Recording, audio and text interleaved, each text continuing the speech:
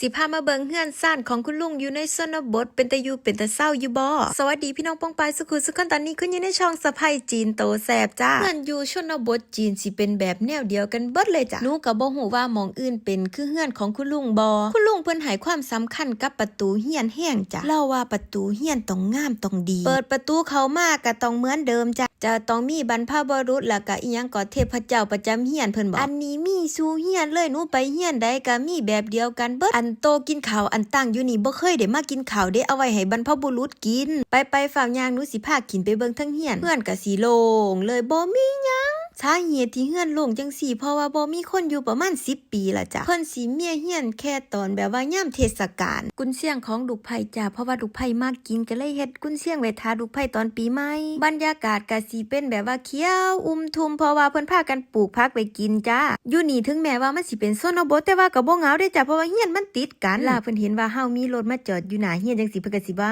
มาเล่นนำเด้มาเว้าพื้นกันเด้ทุกคนอาจสิงงแน่เด้ว่าสีกระเบียงเฮียนหนูมันคือบ่คือกันอันมันเป็นจังซี่ตัวอันพ่อปู่หนูนั่นเพิ่นเป็นสร้างเฮ็ดเฮียนเราไปเฮ็ดเฮียนหลังใดถ้ากระเบื้องมันเหลือเราก็สิเก็บมาเฮ็ดเฮือนเราจังซี่นะพ่อปู่หนูกับพ่อหนูแท้ๆจำเป็นคือกันมักเอากระเบื้องที่เขาถิ่มแล้วนะเอามาใส่เฮียนเจ้าของเราบอกว่าเฮือนซันตัวซันสิเฮ็ดแนวใดก็ได้ตัวนี่อันนี้สิพามาเบิ่งห้องอันนี้ห้องหอคุณลุงเด้ตั้งแต่สมัยเพิ่นอายุ22พุ่นน่ะห้องนี้ตั้งแต่20 ปีที่แล้วและเตียงตัวที่ตั้งอยู่นั่นตั้งแต่20 ปีที่แล้วสมัยเราแต่งงานน่ะพ่อเล่าน่ะซื้อเตียงให้นั่นนะเห็นเตียงอันนี้แล้วหนูรู้สึกแบบว่าขนลุกเนี่ยจักหน่อยบ่แม่นว่าหยังเด้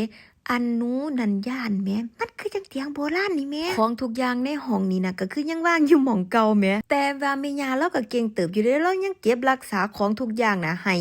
เหมือนเดิมเลยแม่ก็สิเป็นตู้เสื้อผ้าอันลูกไผ่เก่าเพิ่นเพราะว่าอันคุณลุงนี่นะเพิ่นเคยมีเมียมาก่อนแล้วเด้จ้ะเพิ่นมีลูกมาแล้วผู้หนึงนำตอนนี้หน้าหนูค่อยสิเว้าพื้นอันลูกชายคุณลุงให้ฟังเด้ออันเห็นที่แดงๆอยู่บ่อันที่นอนคุณลุงตั้งแต่20 ปีที่แล้วตั้งแต่เพิ่นเอาเมียพู้นล่ะแม่ย่าหนูก็ยังเก็บไว้อยู่เพิ่นบอกว่าให้หนูเอาไปนอนหนูก็เลยว้ายของเมียเก่าเขาเนาะไผสิเอาไปนอนหนูว่าย่างไปย่างมาหนูได้เห็นศาสตร์แหมอันศาสตร์อันนี้เพิ่นเอาไว้นอนยามร้อนเด้อันเบิ่งแลงหันแม่ย่าเอามาให้หนูนอนหนูน่ะนอนบ่เสียบเจ็บขิงแหมอันเตียงนี้แหมอันหนูสงสัยแหมเขาสิเฮ็ดแว่นไว้อีหยังก่อนน่ะแหมหนูเคยถามคุณลุงคุณลุงก็บอกว่าฉันบ่ฮู้พอฉันซื้อให้แต่ว่าปีใหม่นี่หนูสิมานอนผู้เดียวหนูสิมานอนอยู่นี่ล่ะหนูสิปล่อยให้คุณลุงกับลูกเรานอนนำกันหนูสิมานอนอยู่นี่ผู้เดียวจักสินอนได้บ่ได้ดอกย่านผีดอกไปหนูสิพาลงไปเบิ่งทั้งลุมบัดที่นี่ทุกคนสังเกตบ่ว่ากระเบื้องนี่ผ่านมาละจักสีแล้วนับนำเด้อแล้วมาบอกหนูแน่ว่ามีจักสีแล้ว